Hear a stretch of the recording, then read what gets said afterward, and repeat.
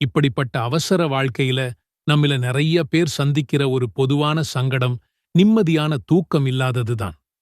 படுக்கைக்கு போனாலும் தேவையில்லாத யோசனைகள், பழசையெல்லாம் நினைச்சு கவலைப்படுறது, எதிர்காலத்தை பத்தின பயம்னு எல்லாம் ஒன்னா சேர்ந்து வந்து நம்ம தூக்கத்தையே கெடுத்துடுது.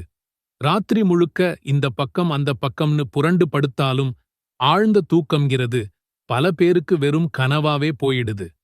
உடம்பு அசதியா இருந்தாலும் மனசு மட்டும் எங்கெங்கோ அலைபாய்ஞ்சுகிட்டே இருக்கும். இது அடுத்த நாள் நம்ம வேலையையும் நம்ம ஆரோக்கியத்தையும் ரொம்பவே பாதிக்குது. நம்ம தூக்கத்தை அமைதியாவும் பாதுகாப்பானதாகவும் மாத்திக்க நம்ம உயிருக்கும் மேலான நபி முஹம்மது ஸல்லல்லாஹு அலைஹி வஸல்லம் அவர்கள் ரொம்ப எளிமையான ஆனா ரொம்ப சக்தி வாய்ந்த ஒரு பிரார்த்தனையை கத்துக் கொடுத்திருக்கிறாங்க. முதல்ல உளூ செய்தல்.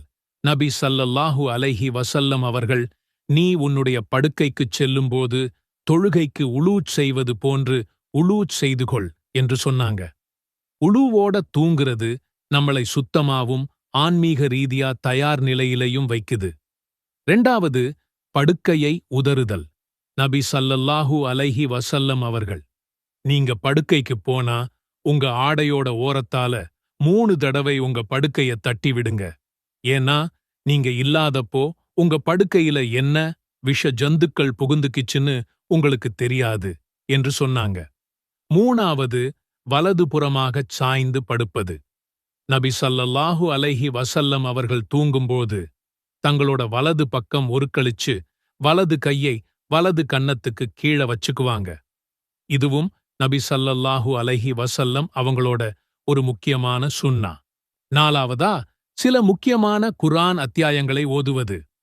நபி ஸல்லல்லாஹு அலைஹி வஸல்லம் அவர்கள் ஒவ்வொரு ராத்திரியும் தூங்கப் போகும்போது தன்னோட 2 உள்ளங்கைகளையும் ஒன்னா சேர்த்து சூரத்துல் இக்லாஸ், சூரத்துல் ஃபலக், சூரத்துல் நாஸ் இந்த 3 அத்தியாயங்களையும் ஓதி கையில ஊதி தன்னால முடிஞ்ச அளவுக்கு தலையிலிருந்து தொடங்கி உடல் முழுக்க 3 தடவை தடவிக்குவாங்க.